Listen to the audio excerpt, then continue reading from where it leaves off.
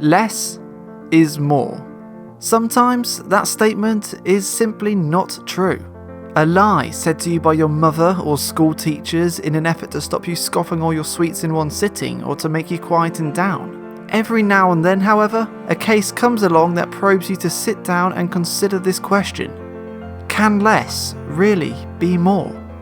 A car that would certainly argue that to be the truth is the Mazda MX-5 Mark1, also known as the Miata or Eunos Roadster, and also known as the NA. Here's a detailed history of it. The Mazda MX-5 Mark1 was one hell of a risk because its story began at the end. Well, actually, it started after the end. After the end of the era of small, fun and affordable roadsters.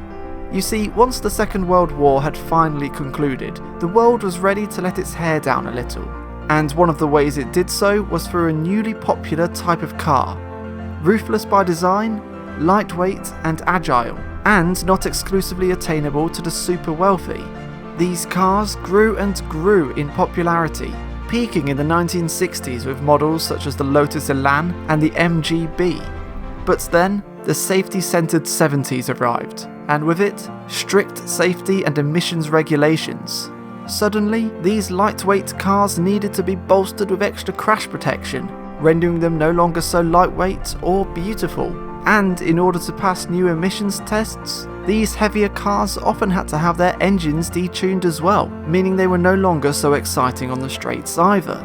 Buyers weren't interested in a new generation of roadsters that were less fun than the previous generation, and as sales diminished, these roadsters were taken out of production.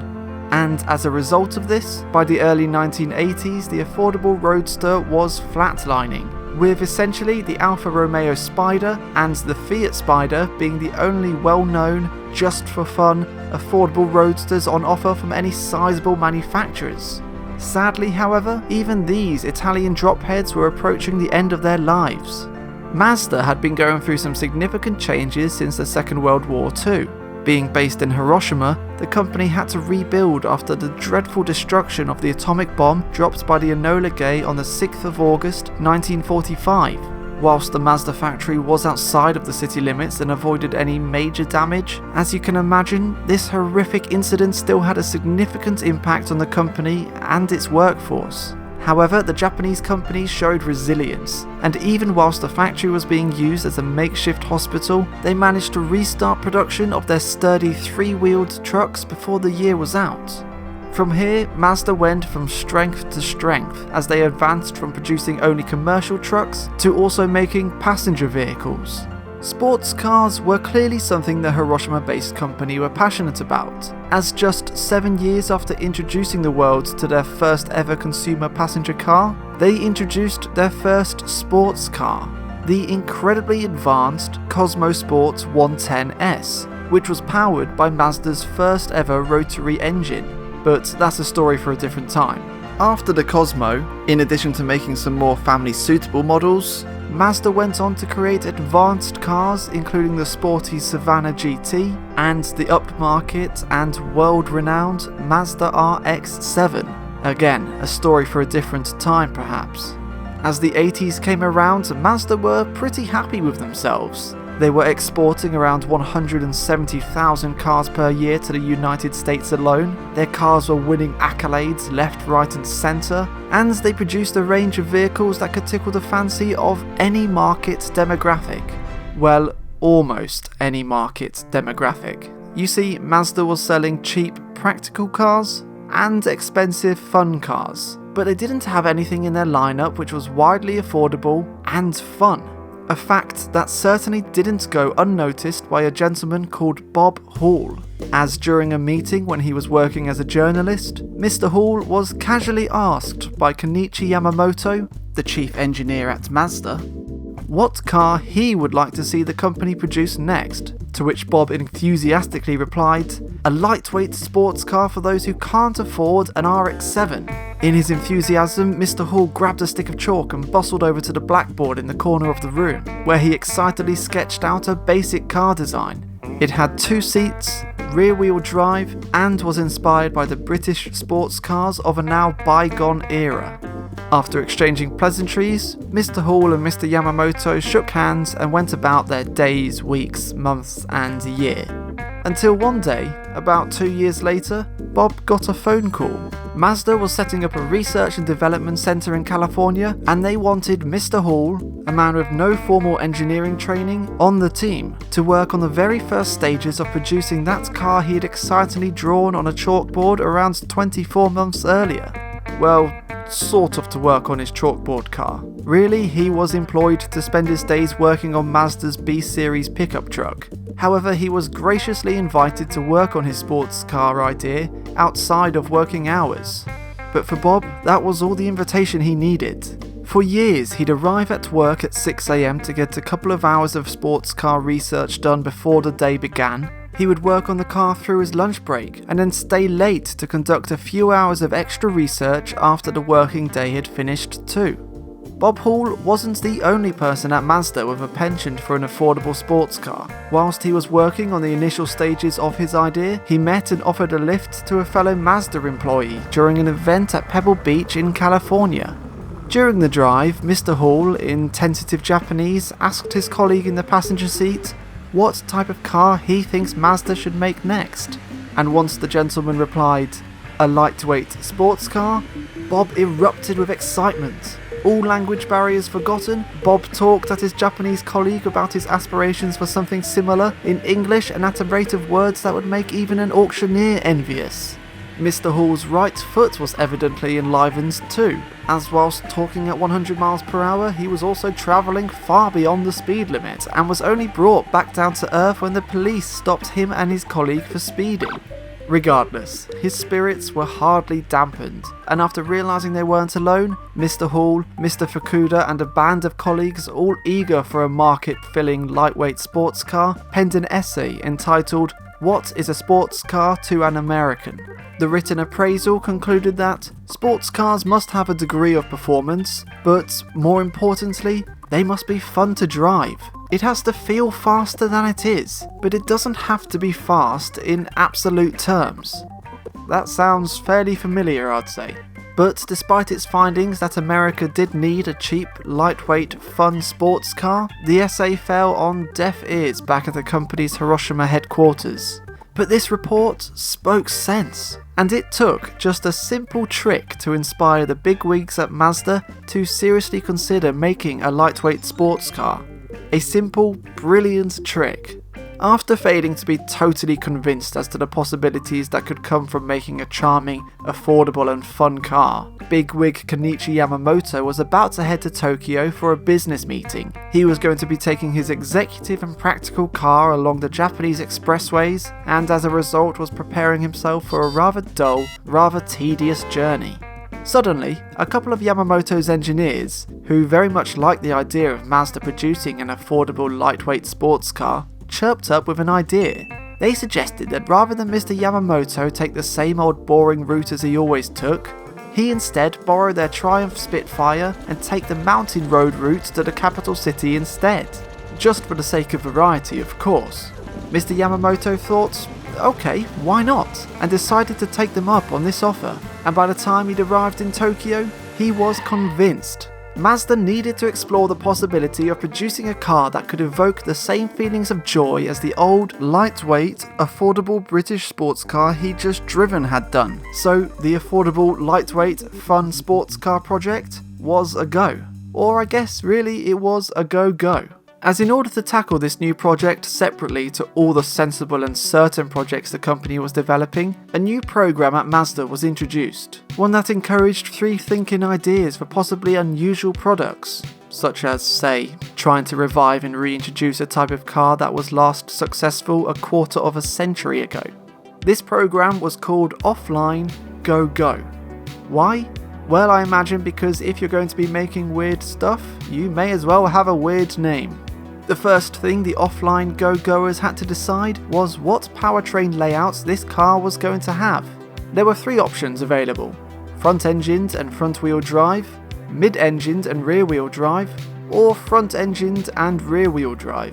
To tackle this conundrum, the offline go-go unit was split into 3 teams, with each team taking a powertrain layout.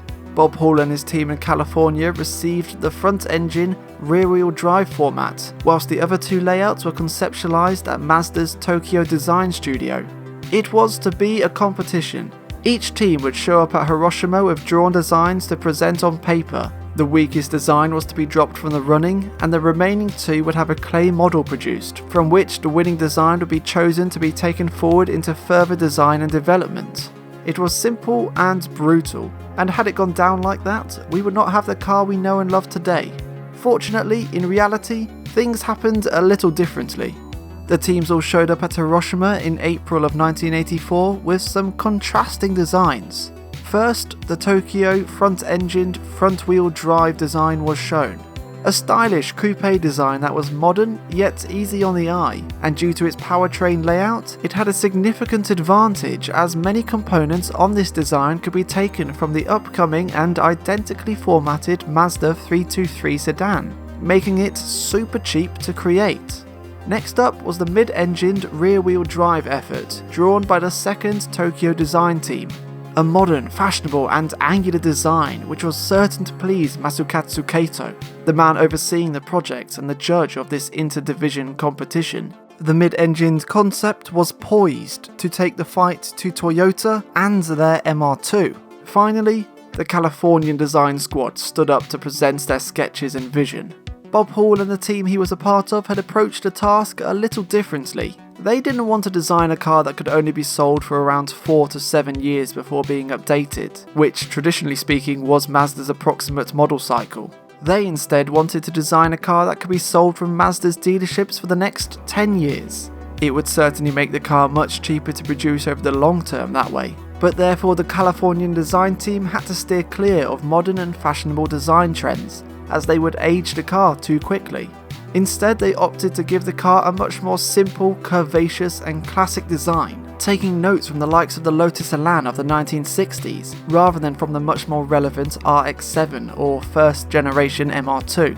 It didn't work. Bob Hall's philosophy was solid, however when on paper the car they had drawn looked dated and tired, particularly so besides the two Tokyo designs with their cutting edge lines and modern visual cues. It just wasn't possible to get the vision of an up-to-date, timeless, retro design with an engine up front and rear-wheel drive across on paper, and the Californian concept was clearly the runt of the litter. It should have been time to pack up their bags and head home for the US squad. However, in Bob Hall's own words, Masukatsu Kato felt sorry for Mr. Hall and the design team, and asked them to continue with their design into the clay model stage along with the two, stronger Tokyo designs. It was really just an act of kindness from Mr. Kato to let the Californian squad save face after they had been such a driving force for this project in the first place. So all three teams were asked to proceed to the clay model stage, even though the American design wasn't really to be considered any further.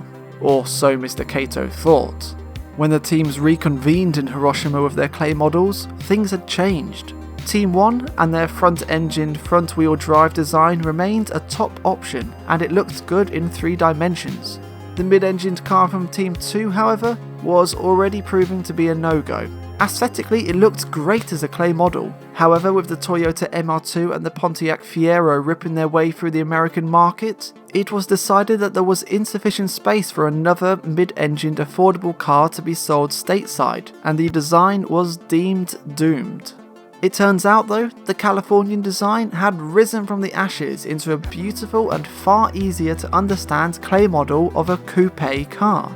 The timeless yet stylish design translated into 3D, and Bob Hall and Shigenori Fukuda, a talented designer on the project who incidentally was the passenger with whom Mr. Hall had been caught speeding a couple of years earlier, even prepared a video presentation listing all the reasons their front-engine, rear-wheel drive car is the best option. And then, for the grand finale of their presentation, Mr. Hall and Mr. Fukuda walked over to their coupe clay model and lifted off the roof, revealing it was in fact a convertible.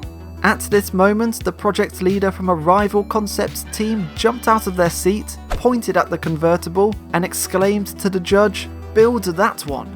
And with that, the overall project leader, Masukatsu Kato, agreed that the convertible design, a design that should have been knocked out of the competition months ago, a design that was only in the running due to his charity, was the design to be carried forward to perhaps shape the future.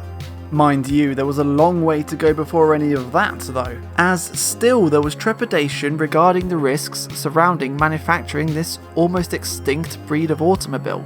More evidence that this car had a place in the company lineup and the market was needed.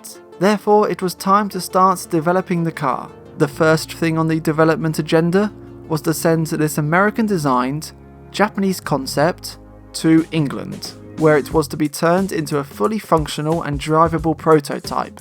England was chosen as a place to begin the development of the MX-5 because Mazda wanted to ensure the car had the same feeling as those British classics by which it had been inspired. So the English company who took the clay model design and made it drivable did so by using a steel backbone chassis, a fiberglass body, a small 4-cylinder engine up front driving the rear wheels, and sporty suspension.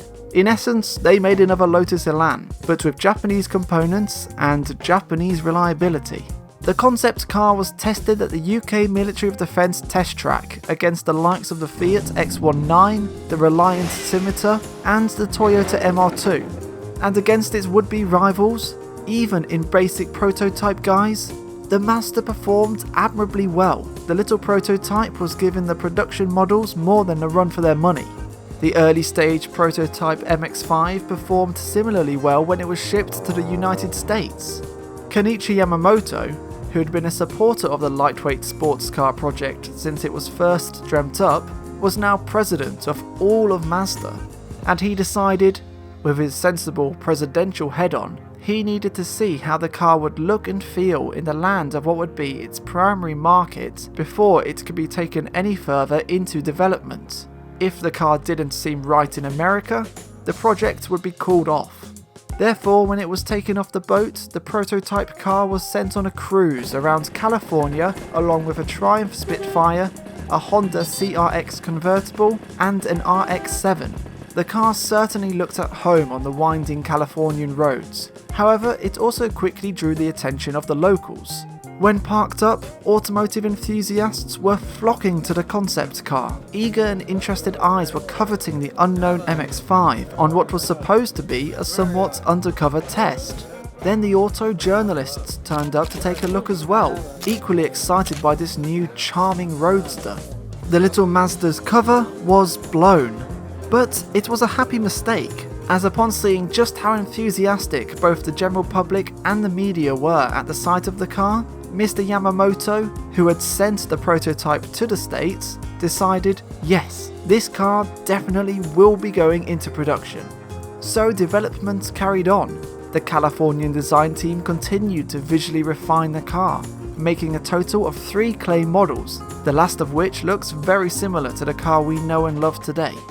An aspect of design that was very important to the Mazda style team was that the MX-5 bared some resemblance to the other cars being made by Mazda. People needed to look at the car and know where it came from. Therefore, the lightweight sports car's front end took some significant cues from the Mazda range already in existence. In particular, its to-be big brother, the 3rd generation Rx-7. Both cars utilise pop-up headlights with small indicator lights below, which visually act as cheekbones. These features make the 2 cars easily recognisable as being from the same kin, even though the Rx-7 Fc is far more angular, while the upcoming affordable Roadster used a softer set of lines. In fact, these design features combined with the upcoming MX-5's more curvaceous body offered a glimpse at the design language Mazda would be employing in the future, with similar visual signals seen on the 1993 Mazda 323F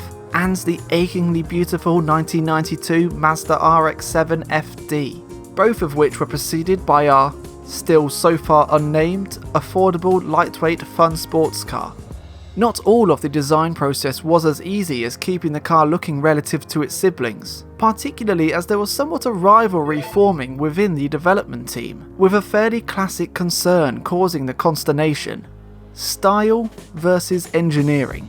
Shunji Tanaka, the enigmatic and spontaneous chief designer on the project, was at odds with Toshihiko Hirai, the highly intellectual and extremely professional chief engineer on the project. Fairly late on in the project, Tanaka made some significant changes to the car. First, he wanted the car overall to be less bulky, so he set about slightly shrinking the entirety of the already pretty small car. During this process, he insisted that the wheelbase be shortened on the car too. In fairness, the short wheelbase on the MX-5 does make for a lovely agile driving experience, but being altered so last minute caused some problems. Shortening the wheelbase suddenly meant there was less usable space in the engine bay, and the car's battery, which had been designed to fit snugly alongside the engine, found itself squeezed out of its home. As a result, a new set of wires had to be installed along the length of the car, as the only place where there was now room for the battery was in the boot. It reduced luggage capacity considerably, to the point in fact where a set of golf clubs could no longer fit in the boot. This was fairly significant, as it was one of the objectives set for the car very early into its conceptualization, as it would make the Roadster more attractive to its intended demographic of purchasers. Regardless, Tanaka decided it was a sacrifice worth making, so the shortened wheelbase remained, much to Mr. Hirai's frustration, who insisted that if the battery was going to sit in the back of the MX-5, it needed to be a special lightweight one to keep the sports car balanced to his liking. Mr. Tanaka and Mr. Hirai clashed once again over the MX-5. Mr. Tanaka wanted the cowl, which is the top of the front bulkhead, to sit some 20mm lower than the current design, as he felt it would make for a sleeker aesthetic. However, on this occasion, he was overruled by the Chief of Engineering. Point to Mr. Hirai. The winning point went to the Chief Stylist, however, who played a devious trick. While Mr. Hirai and his team of engineers were called away, Tanaka and his style team seized the opportunity to secretly alter the third and last clay model just before it was considered finalised. He crept over to the front of the car and very carefully and quietly carved away at the sides of its air intake, widening the Roadster's smile just that little bit more. The stern Mr. Hirai didn't know until just before the final full-scale clay model was being sent off as the finished and locked down design. He discovered the covert alteration only when he was conducting some last-minute checks with his trusty ruler and came across the cunning change, but it was already too late. The design had been deemed completed, and the MX-5's big grin has remained ever since. You win! Toshihiko Hirai can't be blamed for trying to stem the flow of Tanaka's last-minute changes, as whilst the style squad had been working away on making the car look great, the engineering team had been putting in some serious time to ensure the MX-5 was equally great to drive. Unequal length double wishbone suspension was used all around the car.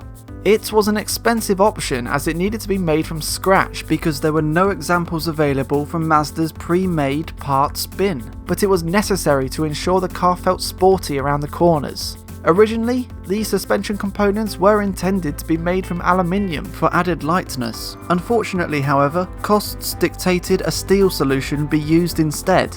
Even so, it was a solid setup. Yet, the engineers used an incredible little trick to further improve the car's already impressive handling. They designed the lower forward suspension bushes on the rear of the car to actually deform slightly under load.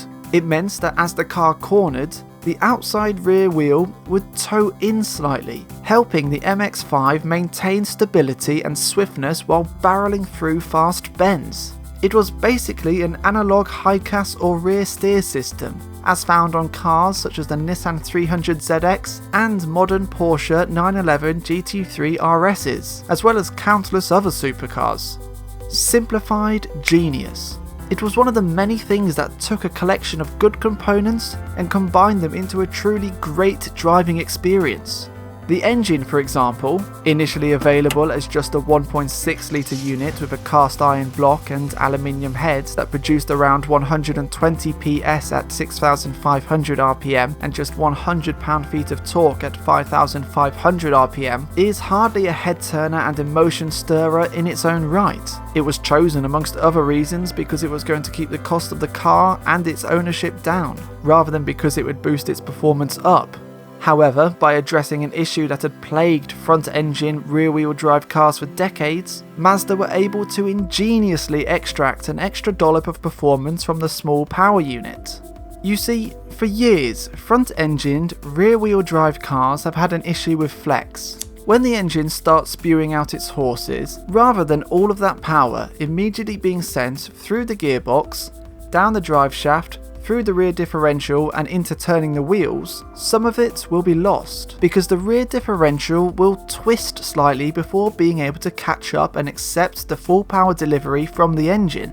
It's minor, but essentially means that some of the engine's power is being lost in this initial twist, as a small percentage of the engine output is going into rotating the entire differential and rear axle, as opposed to it all going into turning the car's wheels.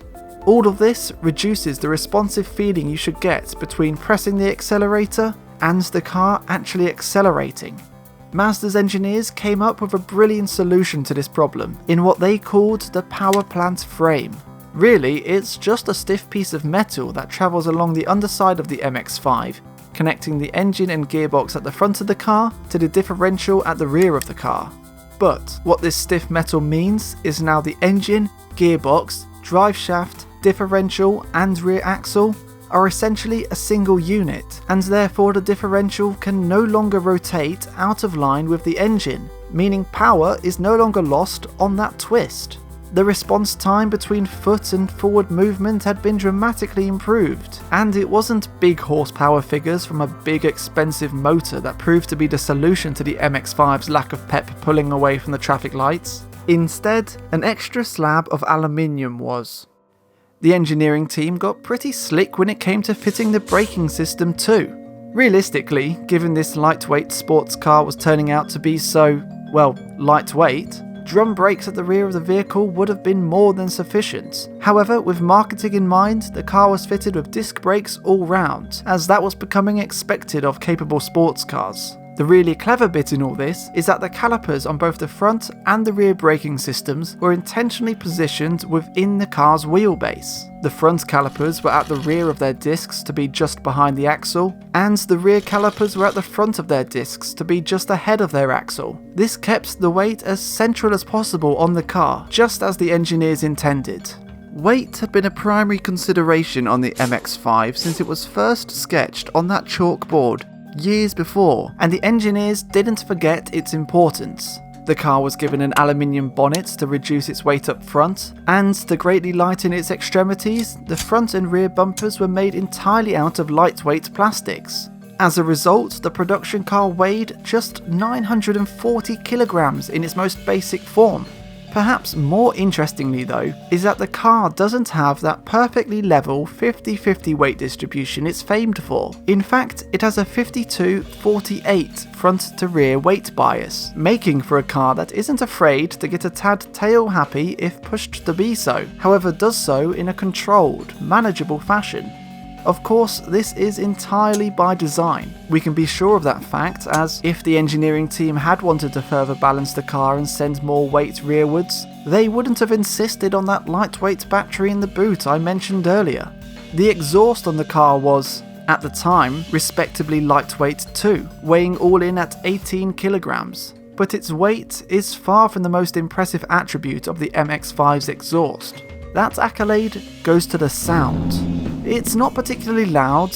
In fact, regulations dictated that Mazda lower the exhaust's volume from what they had intended, but the noise emitted from the stainless steel pipe was as cleverly researched, engineered and manufactured as any other component on the car, designed to offer a fun tone even at slow speeds. Mazda's engineers achieved this by bringing groups and groups of test subjects of all different ages, nationalities and hearing abilities into their acoustics lab. The engineers would play the test subjects a variety of exhaust notes and noises in order to get a consensus as to what people liked the most and found the most exciting. Then, from these test results, the development team engineered the exhaust to produce the exact tone and burble that would be most popular and exciting to this lightweight sports car's purchasing demographic. The buyers were always on the mind of those designing and engineering the MX-5, no less so when the interior was being considered.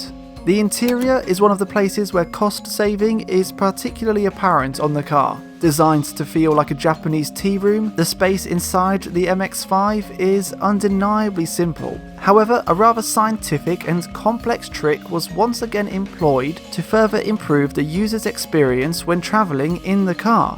The large wing mirrors are specifically placed and shaped to direct air around the cabin and not into it, so that the driver and passenger don't get a face full of wind every time they're driving at speed. Actually, apparently the engineering team went a stage further than this and brought in female test subjects with long hair so that they could set up the cockpit airflow in a way that ensured it wouldn't ruin people's hairstyles when enjoying the Roadster with the roof down. Exceptional attention to detail, and I must say, not so good for those who try and argue against the jest that the Mazda MX-5 is a hairdresser's car. The lightweight sports car was complete.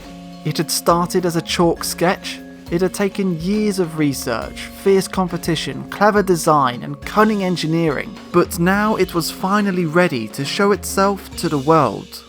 All it needed first was a name, or names.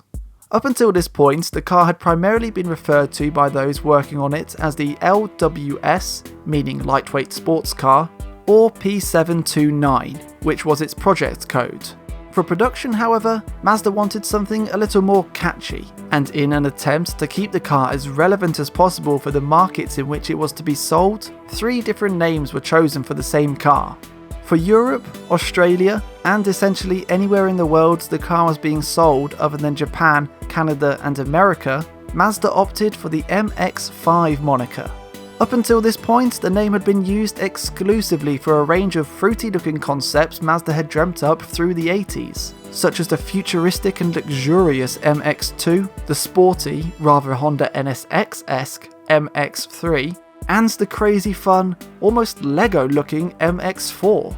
What this meant was that to the average consumer, the production MX-5 had a brand new name unseen before in the Mazda lineup, to differentiate it from any of the company's other products. However, to the sports car aficionado, it suggested that the MX-5 was a car bred from futuristic and exciting stock. For the American market, however, something more emotive was warranted. After all, this was where the lightweight sports car really had to succeed. Initially, the car was going to be named the Laguna. However, whilst casually browsing the dictionary, as one does, Mazda marketing boss Rod Bymaster stumbled upon the word mead, which means an earned reward. The definition suited the car perfectly. The car was to be marketed to potential purchasers as a reward they deserved to own, and also it was to be very rewarding to drive. But the word mead itself is a little crass. Not to mention it sounds exactly like the word mead, and, in my opinion, somewhat dodgy tasting old English alcoholic beverage that definitely didn't suit the sentiment of Mazda's fun for all creation. The word mead though, the reward version, not the grim drink, actually originated from a German word, and that word is Miata. It looks pretty, sounds pretty, and has a definition that suits the car perfectly. So, Miata it was. Well, technically the US name for the car is the MX-5 Miata, but Miata we all know it as. This name couldn't fly in Japan though. A long-standing Tokyo-based company called Miata blocked the use of the name in the car's home market.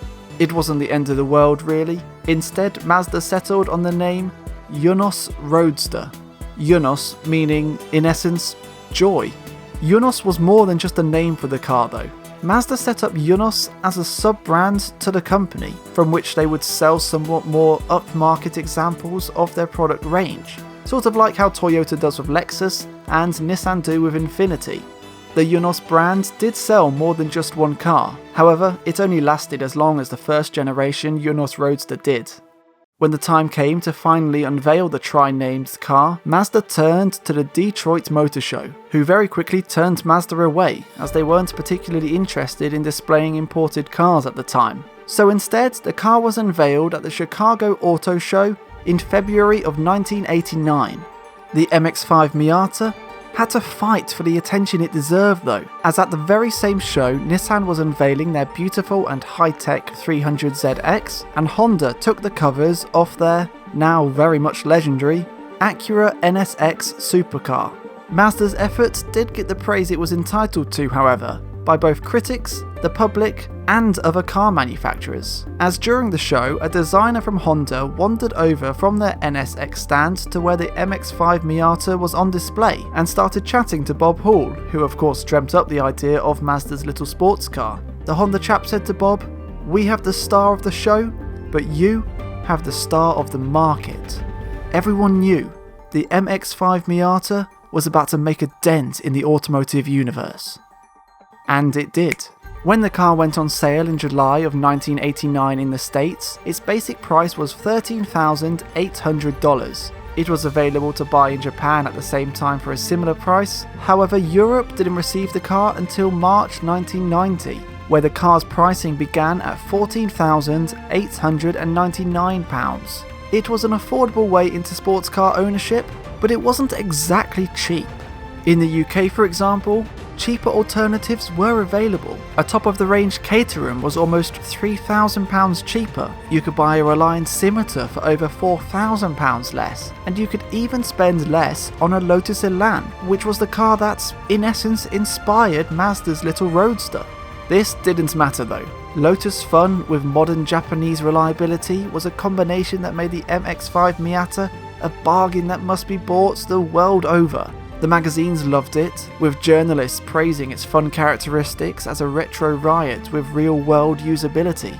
Mazda couldn't produce their little sports car quickly enough, and people were paying thousands of pounds in dollars over sticker price to get their hands on the Roadster.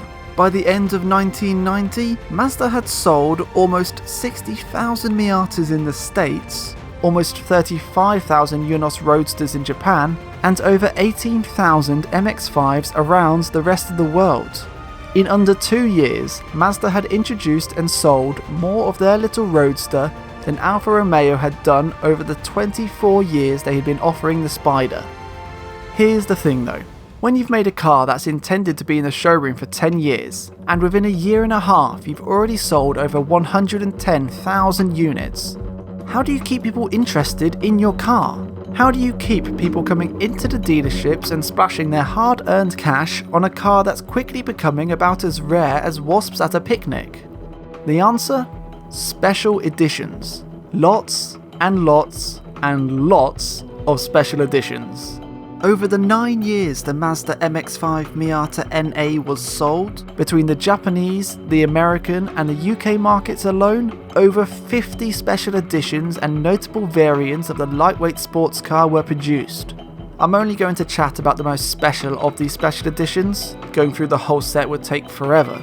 However, if you would be interested in seeing a comprehensive walkthrough of every Mark I MX-5 Miata special edition ever made, let me know in the comments, and maybe one day I'll pluck up the courage and give that video a go.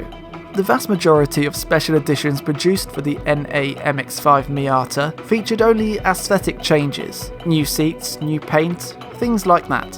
However, one of the very first special edition cars produced was heavily modified and was made as a response to journalists and public critique.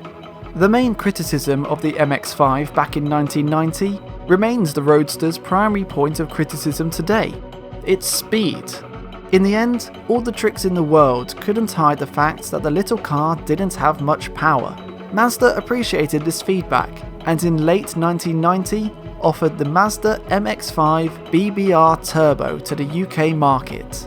Developed in conjunction with Brodie Britton Racing, who still specialise in turbocharging MX-5s to this day, the turbo conversion cost around £2,700 and wasn't fitted to the car during manufacturing in Hiroshima, but instead was sold and fitted by Mazda dealerships all over the UK. What this meant was that you had a choice. You could buy your MX-5 and have the turbo kit fitted to your car while still brand new at the dealership, or you could enjoy your MX-5 in its naturally aspirated form, and then if you so choose, bring it back to the dealership after a few thousand miles of fun, once you feel you could do with a little extra forced induction oomph from the engine. An oomph that turbo kit would deliver.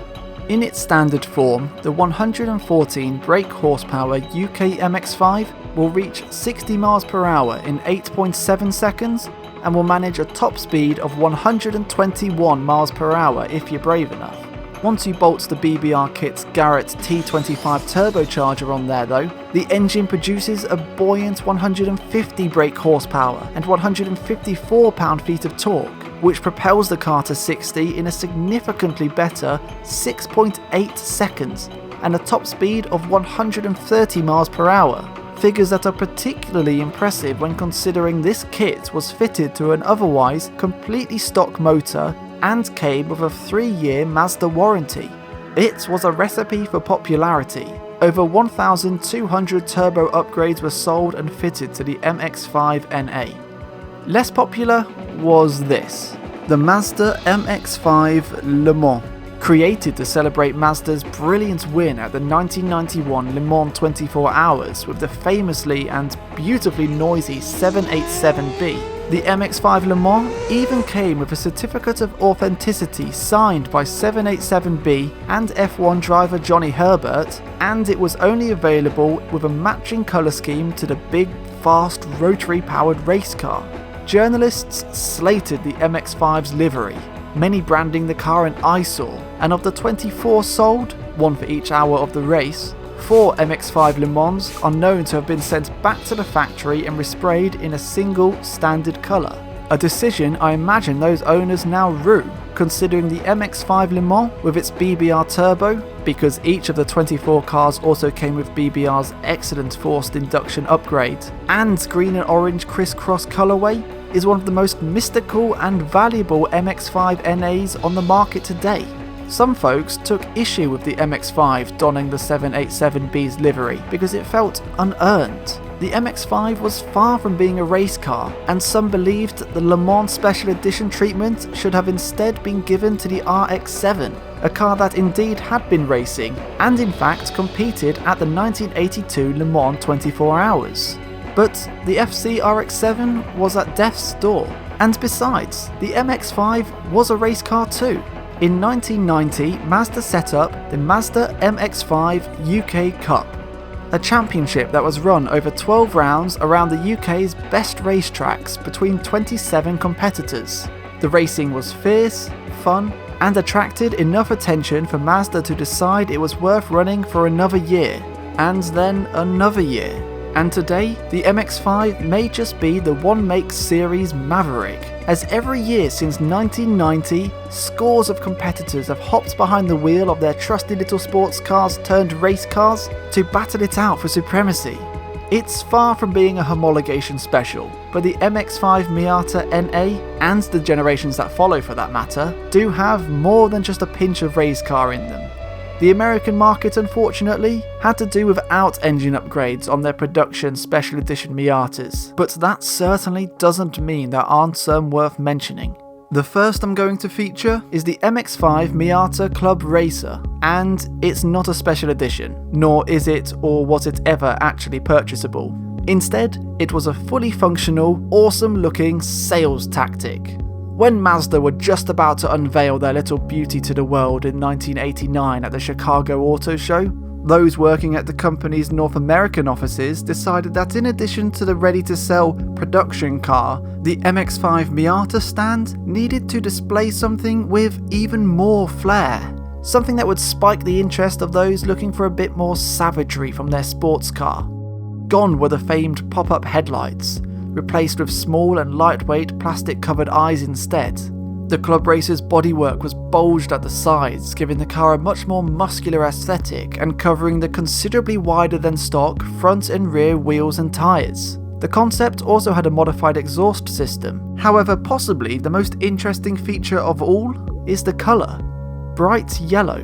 What's interesting here is that this loud yellow was intended to be a standard colour offered on the MX-5 Miata from launch. However, the yellow paint didn't agree with Mazda's process of colouring their MX-5s. It appeared all blotchy and shady in places because the dark undercoat below the paint would show through, and as a result, yellow had to be pulled from the offering for customers. In the end, Mazda did find a way around this issue, which resulted in cars such as this, the Sunburst Yellow Miata, Offered in 1992, the colour Sunburst Yellow was available as a $250 option. However, Mazda really didn't want people taking up that option, as the process of painting the cars was a pain. In order to avoid the yellow paint being all shady and uneven, at the end of each day Mazda would have to select a handful of Miatas that had already been painted white, but were yet to have their final clear coat applied. The white paint you see was opaque enough not to have the shading issue the yellow did. These white cars would be set aside, and the next morning, at the very beginning of production, would be sprayed a nice even shade of yellow. The process was a bit of a pain and slowed production, and as a result, whilst the Sunburst yellow paint didn't technically make the Miata a special edition, because Mazda decided to stop offering the option after producing just 1,519 cars in the shade as it was proving to be more trouble than it was worth, the Sunburst yellow Miata is certainly limited and does have a special story. Of course, Mazda did offer more yellow MX-5 Miatas through the car's lifespan, namely the Eunos Roadster J Limited for the Japanese market and the MX-5 California for the UK market. These yellow roadsters were also offered in limited runs of just 1,600 and 300 cars respectively. Actually, there's another yellow Miata which is most definitely worth mentioning, the MX-5 Miata M Coupe, a concept penned by Tom Matano, who had been the chief designer for the Mazda Californian branch throughout the MX-5 Miata's conception, and the man rightly credited with the Roadster's lovely form. He'd always wanted the car to be more than just a convertible, with the hope that Mazda would follow his vision and create a fixed roof, stiffer, spacier, more GT variant of the car after the success of the Roadster. In an attempt to make this vision into a reality, Mr. Matano and his team in California went about designing and then making a full-sized clay model of a coupe MX-5 Miata. And upon its completion in 1992, he sent it all the way to Japan for the Mazda bigwigs to take a look at. Unfortunately, sometimes success is the enemy of innovation. The Hiroshima executives were afraid of losing what they already had with the convertible and branded the concept as just that, a concept, and not a project to be taken further. 4 years later though, the project was suddenly and momentarily brought back to life. The 1996 New York Auto Show was coming up and Mazda wanted to show something special to keep the people's eyes on their brand, even if what they show was going to be a show-only car and not taken into production. Therefore, the Mazda executives in Japan got Tom Matano in California on the phone. They wanted him to bring his Miata coupe design to the show, but not just the clay model. They wanted an actual, drivable, prototype car. Time was limited, so Matano and his team got to work right away. In order to make the car fully functional, the team had to start from scratch, taking a basic Miata Roadster and adding fiberglass panels, a body kit, a front splitter, bigger, flashier wheels, and of course a roof to the car. Given the lack of time and absence of funding, the car didn't fulfill the talented designer's early visions. However, in my opinion, it certainly was quite beautiful, with a teardrop-esque silhouette and a lovely curving feature line on the doors. The general public loved the car too, igniting rumours that it could one day end up for sale. Unfortunately, however, that was not to be. It would have taken too much engineering to make the coupe a worthy variant of the brilliant Roadster, as the hard-topped car actually weighed more than the drop head, and as a result was considerably slower. Of course, power upgrades would have solved this problem. However, again, due to time and budgetary constraints, the coupe was bone stock under the bonnet, with the standard 1.8-litre engine. Wait, hold on a second. A standard 1.8-litre engine? Yep, that's right, 1.8. Because as of late 1993 in Japan and 1994 elsewhere in the world, the Mazda MX-5 Miata Eunos Roadster NA became known as the NA2. NA, by the way, is used to refer to the first generation of MX-5 Miatas simply because it's the chassis designation you'll find on each car's VIN code. It doesn't stand for naturally aspirated or nice armadillos or similar, it was just two assigned letters. Anyway, the NA2 brought with it some significant changes. First and foremost, the engine changed. Gone was the 1.6 litre variant, and it was replaced around the world by a 1,839cc unit that produced 128 brake horsepower at 6,500 RPM. That's a handy 12 horsepower gain over the previous generation of engine. It also brought solid improvements in the torque department, upping the car's maximum output to 110 pound-feet at just 5,000 RPM. And as a result, this larger engine makes the NA2 far faster than the 1.6 litre NA. Well, actually, no, it doesn't really. You see, the larger engine was only introduced as a result of regulation changes that dictated the car be strengthened on safety grounds. Extra strengthening meant more metal, and more metal meant more weight. In fact, the base 1.8 litre NA2 weighed in at 980 kilograms, 40 kilograms more than the basic 1.6 litre NA had weighed. As a result, the larger engined car was but a single tenth of a second faster to 60 miles per hour than the old model, and recorded a top speed just 2 miles per hour faster than the 1.6 litre variant too. With that being said, the new 1.8 litre motor was credited with feeling more capable lower in the rev range than the previous iteration. Although the old 1.6 litre engine and its lighter flywheel is considered a little more free revving, so 1.6 or 1.8? It's really just personal preference. The NA2 cars did come with some other upgrades, such as bigger brakes, slightly stiffened suspension, performance rods added under the car at the front and back to increase torsional rigidity, and those with a manual transmission were now available with a Torsen limited slip differential, which was a vast improvement over the viscous LSD that had been specable on manual cars until this point. Visually, there isn't much to differentiate the NA from the NA2.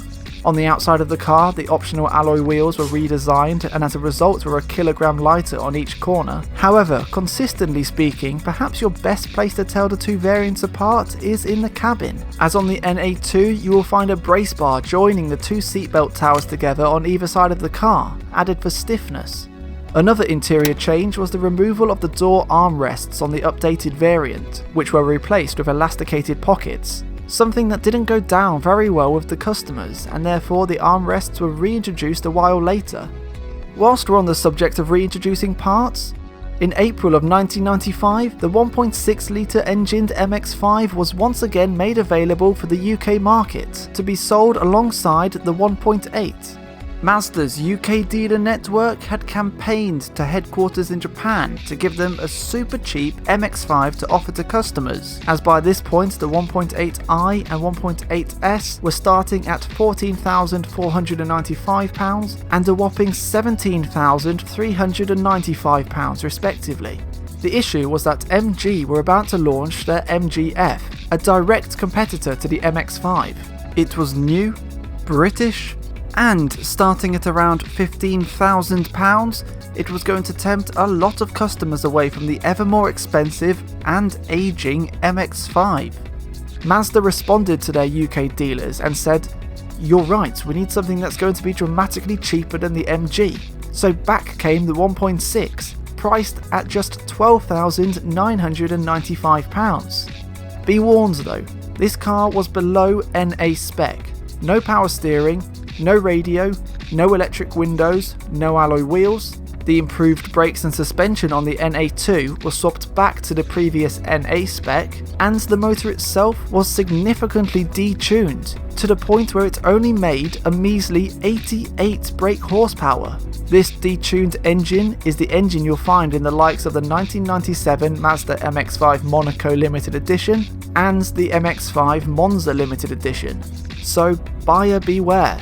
If you're looking at a UK MX-5 1.6 from 1995 onwards, you'll be purchasing the slowest of the slow. And don't go thinking a simple ECU flash will regain all those freed horses. Fundamental changes in the later 1.6 litre motor means getting that power back is not an easy task. I'm not saying these late 1.6s are bad cars by any means. They're still great fun, but it's information worth knowing and remembering if you're in the market. The market you really want to be in if you're on the lookout for a rare and unusual MX-5 Miata is the Japanese one, because like so many car manufacturers, some of the wildest editions were reserved exclusively for the home crowd. Case and point, Mazda's M division. Yep, you heard correctly, Mazda had an M division. Well, it was actually called the M2 project, but its job was to take regular MX-5 Miatas and turn them into weapony road-thrashing monsters, not unlike BMW's M division. The team's first car, the M2 1001, catchy name I know, was unveiled in December of 1991 and featured the naturally aspirated 1.6 litre engine tuned up to produce 130 brake horsepower, a stiffened chassis, uprated suspension, wider 15-inch alloy wheels and tyres, and a big sturdy roll bar. Even so, the car weighed just 960 kilograms.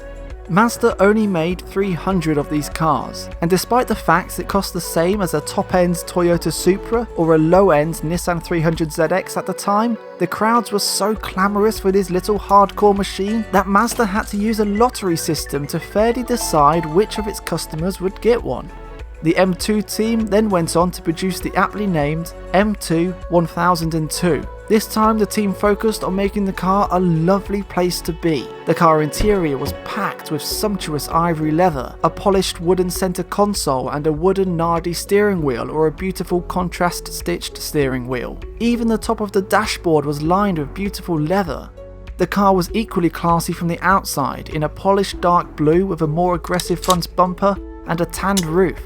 It was Mazda's Michelin star car, and when announced late in 1992, with again just 300 to be built, Mazda was expecting another stampede, but instead the car miraculously flopped. Whilst it was cheaper than the M2 1001, it was also a less capable drive, in fact performing less ably than even the standard car. As a result, the public interest wasn't piqued, and in the end only 100 of the cars were sold in the 3 months it was available to order. During the Mark I MX-5 Miata's lifespan, the M2 project managed to get just one other car into production. Now with the experience of knowing what the market wanted from them, the M2 team went back to the roots of the hardcore M2 1001 and produced something even more vicious. In February of 1994, the team unveiled this, the M2 1028, available in 2 colours, chast white or dark blue.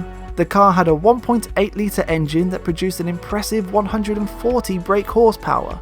It also had a free flow exhaust, a tuned ECU, greatly stiffened suspension, wider wheels and stickier tyres, and a lightened flywheel.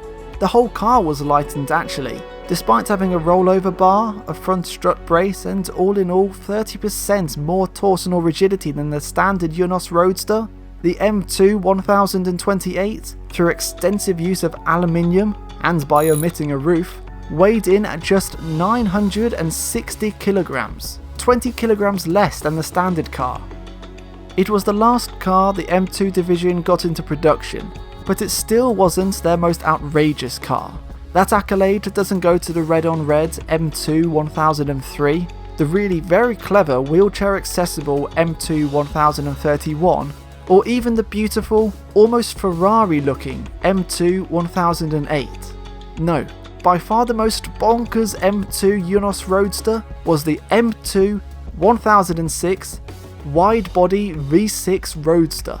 Dreamt up in 1992, the Dodge Viper and AC Cobra inspired car most famously featured a 220 brake horsepower V6 power plant from the Mazda 929. It used beefy suspension components from the Rx-7. It had a great big bulging hood, rollover cones, and super wide tyres covered by bulbous bodywork. Perhaps most amazingly of all, this project was killed early on, not because it was too crazy and the car was too much of a handful, but because the M2 1006 wasn't crazy enough, and didn't scare drivers and passengers like the team had hoped. I imagine it was plenty scary, and considering how popular V6 conversions are becoming on MX-5 Miatas today, it's quite a shame this car didn't make it into production all those years ago. Japan weren't the only ones getting wacky with their MX-5 Miata concepts. While the M2 division was packing up shop due to the project coming to an end in April of 1995, back over in the States, the Californian design crew were showing off the aesthetically boisterous Miata M Speedster at the Chicago Auto Show.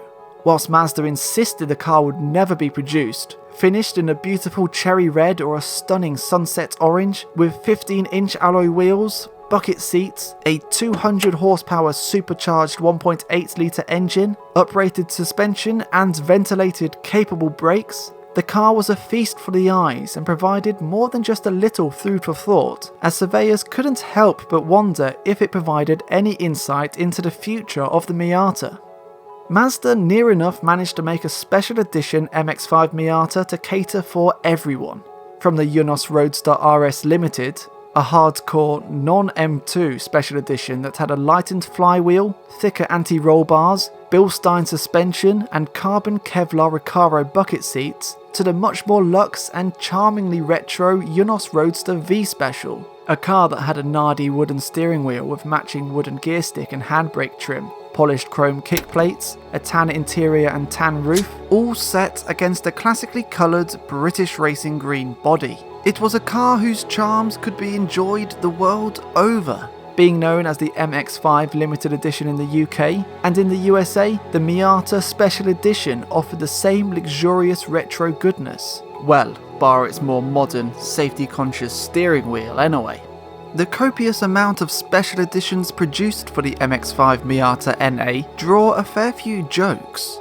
How special can a special edition really be, when often it seems like the rarest MX-5 of them all is the standard model?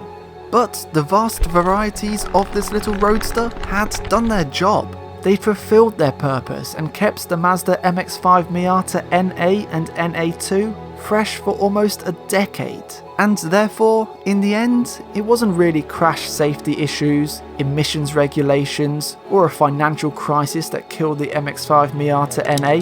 The car was such a success, it had truly changed the automotive industry, a change that is still felt today. It had the numbers to prove it, as over the 9 years the car had been available to purchase, Mazda produced 431,506 of the little roadsters. Everyone in the world who was thinking of buying an MX-5 Miata NA had bought one. So it was time for the little roadster to start up its reliable engine, roll back its simple fabric roof, and drive off into the history books.